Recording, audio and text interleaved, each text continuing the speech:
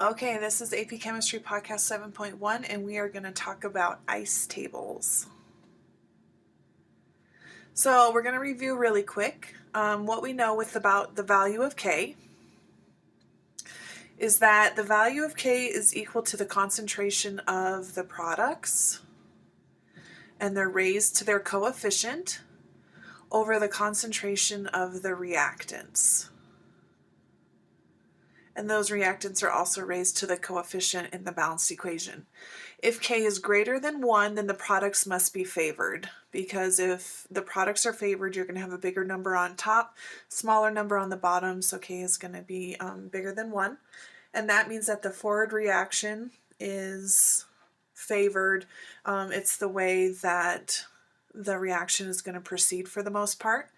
If K is less than 1, then the reactants are favored. So that means that the reverse reaction is kind of the more favored reaction because you have more reactants, less products. It's not a lot going forward, it's more of the reverse reaction. So what we're going to do today is we're going to use the reaction quotient, which is Q. The reaction quotient will tell you which way the reaction is going to go to get to equilibrium. It's calculated the same way as K. It's just called Q, not K, because the system is not at equilibrium. So that means when you're trying to figure out what Q is, you're going to do the exact same thing. You're going to take the concentration of the products raised to their coefficient over the concentration of the reactants raised to their coefficient. So what we can do is we can compare this value to K and we can figure out, is the reaction going to go and proceed to the right, so are we going to get more products, or is the reaction going to proceed to the left and we're going to get more reactants? And here's how we can tell. If Q is less than K, that tells us that there's not enough products and the reaction's going to shift to the right. And if we think about that, in K we have products over reactants. So if Q is less than K, then we need more products. We've got to get this number bigger and this number smaller. So reaction's going to shift towards the products. It's going to shift to the right. If Q is too big, if it's bigger than K, that tells us we need more reactants. We need the concentrations on the bottom to become bigger. So that tells us the reaction's going to shift to the left. And then if they're the same, if Q equals K, we know the system is already at equilibrium. All right, our first practice problem here. They've given us a reaction and they tell us the K, and it's at 35 degrees Celsius. It says in an experiment 0.1 moles of the NaCl, 0.0010 moles of the NO, and 0.00010 moles of the chlorine are mixed in a 2-liter flask. Which direction will the reaction proceed to reach equilibrium? So we want to know, is it going to shift to the right or is it going to shift to the left? So what we're going to do is we're going to calculate Q. So Q is equal to, it's going to be the concentration of NO, and it's going to be squared, times the chlorine concentration, all over the concentration of the NaCl, and that's going to be squared. So when I plug this in, I need to pay attention to concentration. I want molarity. So that means I need to incorporate this 2 liters into each of my concentration calculations here. So with the NO, they said it was 0.0010, so I would put that over 2, so it's moles per liter, and that has to be squared. And then for the chlorine, it's the 0.00010. That's over 2 as well, and that one is not squared. All that is divided by the concentration of the NaCl, which they said was 0.10. Divide that by 2, and that's going to be squared. So when we do that, we get that Q is equal to 5.0 times 10 to the -9th. And if we compare that to what they said K was, here's the K value that they gave us, we can see that Q is less than K. So if Q is smaller than K and it needs to get bigger, that tells us the reaction is going to proceed to the right. So it's going to shift right to reach equilibrium. We're going to produce more products before we reach equilibrium. So we just substituted the values in, paying attention to the liters so that we had concentrations, solved for it, and compared it to K so that we could tell, is it going to shift left or is it going to shift right? All right, the other thing we're going to do with these is we're going to use ice tables. And an ice table, each letter represents a different value. So given the starting concentrations in one equilibrium concentration, we can create a table of initial and equilibrium conditions. So the I in the ice table stands for your initial concentrations. Where did we start the reaction? The C is a change in concentration. And what you're going to do for C's is we're going to use X and we're going to use the coefficients, and I'll show you how that works. Oops. And then the last one is E is the equilibrium concentration, and that's what it would be after the reaction reaches equilibrium. That's what the concentration will be. So our example problem using this, we have sulfur dioxide reacting with oxygen gas to give us sulfur trioxide. It says in a certain experiment we have 2 moles of sulfur dioxide, 1.5 moles of oxygen, and 3 moles of sulfur trioxide, and they were placed in a 1-liter flask. At equilibrium, they found that there were 3.5 moles of sulfur trioxide.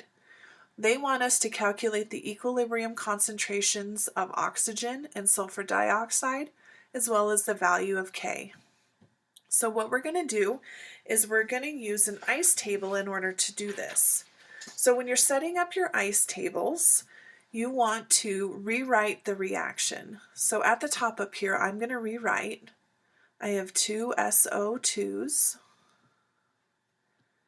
plus oxygen gas, and that is giving me 2 of the sulfur trioxides. So I just rewrote the reaction, and then you just label the letters ice down the side, and we're just going to fill it in. So initially, because this all went into a 1-liter flask, the moles that I have are also equal to the molarity. So for the sulfur dioxide, I had 2 moles, which means I also have 2 molar. The oxygen would be 1.5 molar. And then the sulfur trioxide would be 3 molar.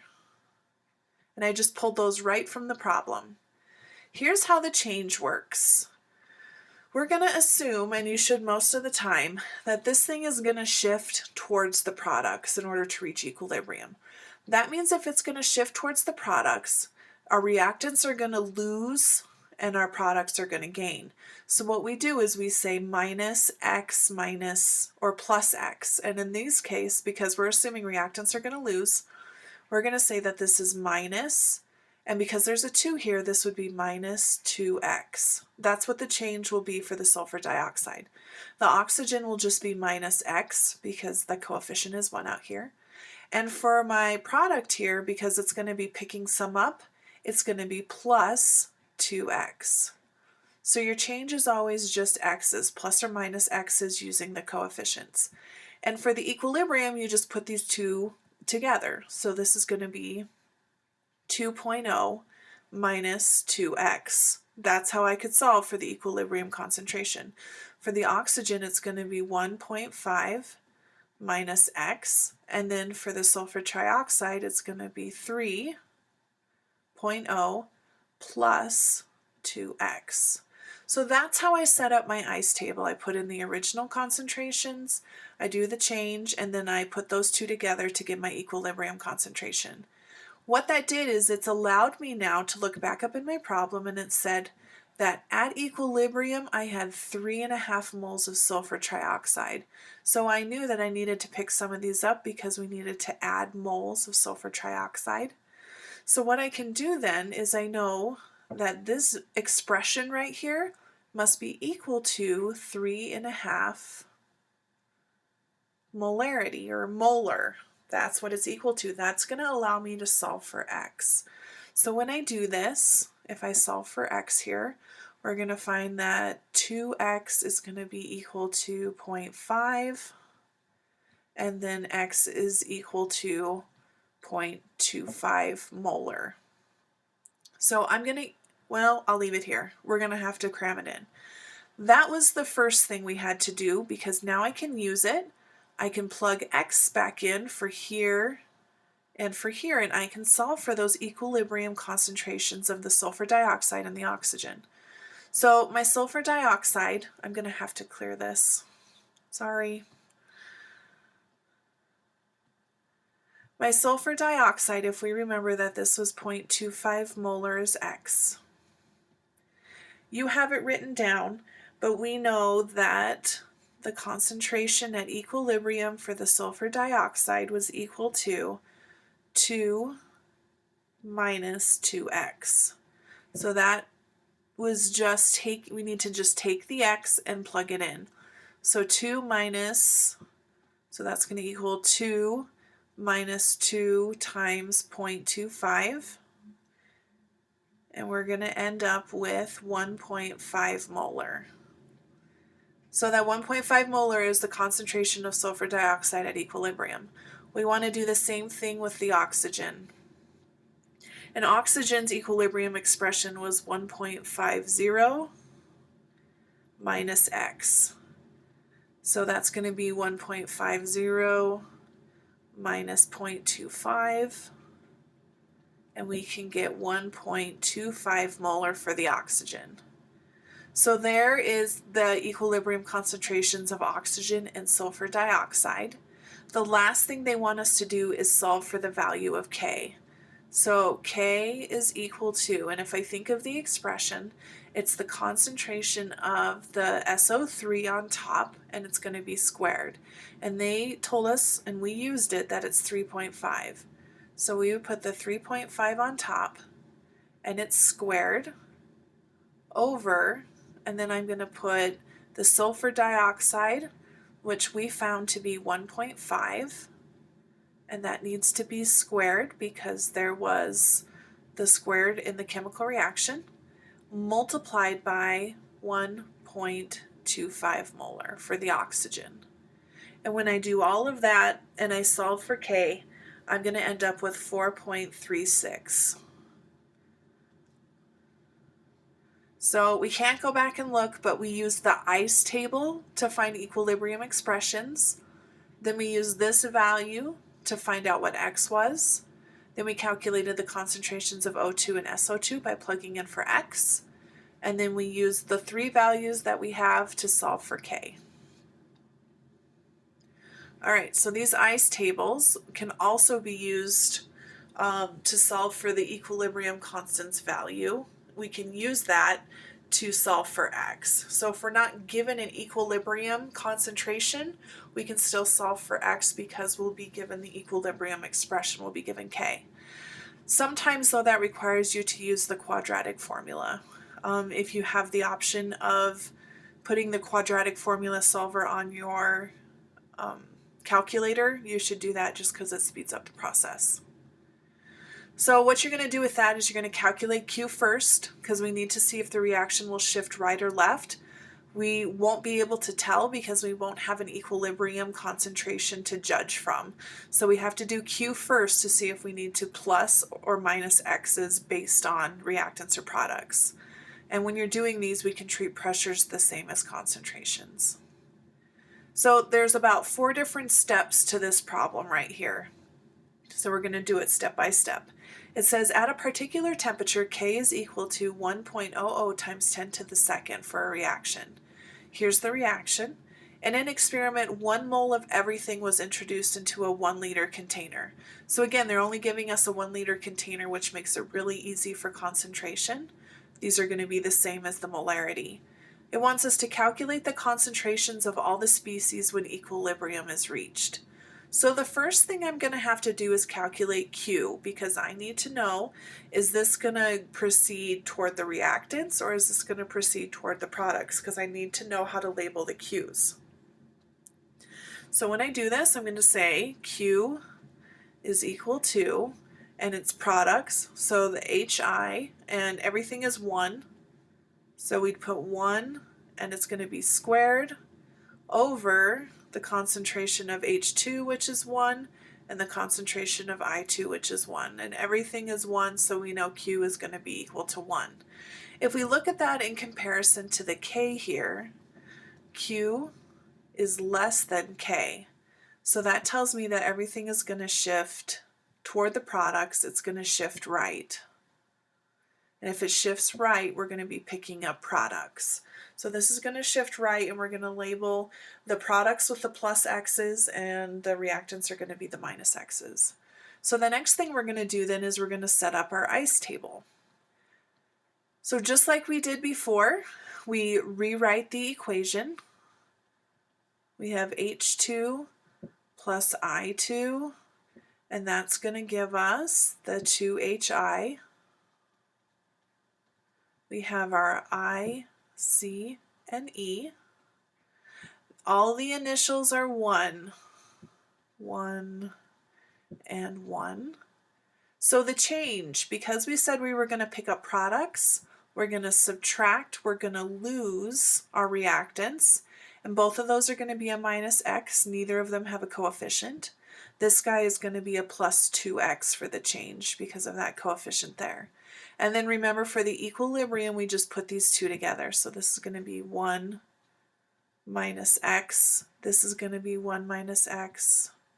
And this is going to be 1 plus 2X. So that's it. That's the second step. We set up the ICE table so that we could get our equilibrium expressions right here with the X. The next step is to solve for X, and this is different because we were not given an equilibrium concentration of one of the reactants or products. We have to use K to solve for X. So we're going to use those equilibrium expressions that we just found, and we're going to plug them into the equilibrium expression. So what I mean by that is we're going to say K is equal to, and we know it's equal to 100. I'm just going to write 100 because that's what that is, which is also equal to the HI. And when we did this, the HI was 1 plus 2X.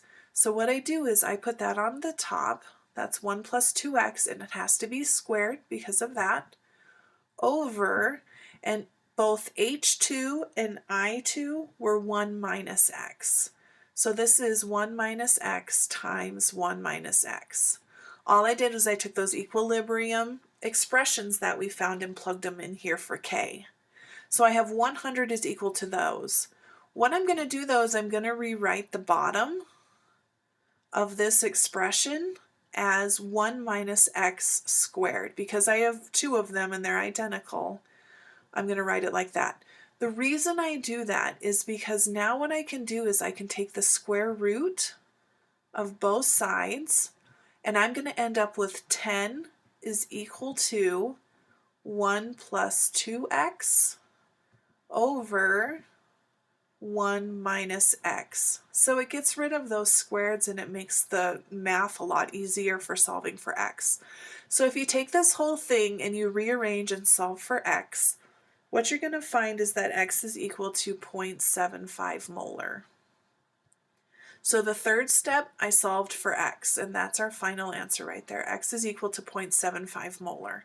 And now we're just in the same place that we were before. I know X, I can go back to these values right here, and I can plug in and solve for that equilibrium concentration. So when we did this, we have X is equal to 0.75 molar, and I'm going to take those and I'm going to plug them in for each of those expressions. So for both H2 and I2, I'm saying that they're equal to each other because they were the same. They were both 1 minus X, which for this would be 1 minus 0.75, which means both of those have a concentration of 0.25 molar. So there's those two. And then the last one we had to solve for was the HI. And when we did that one, it was 1 plus 2X. So that's going to be equal to 1 plus 2 times 0.75. And when you do that, you're going to end up with 2.5.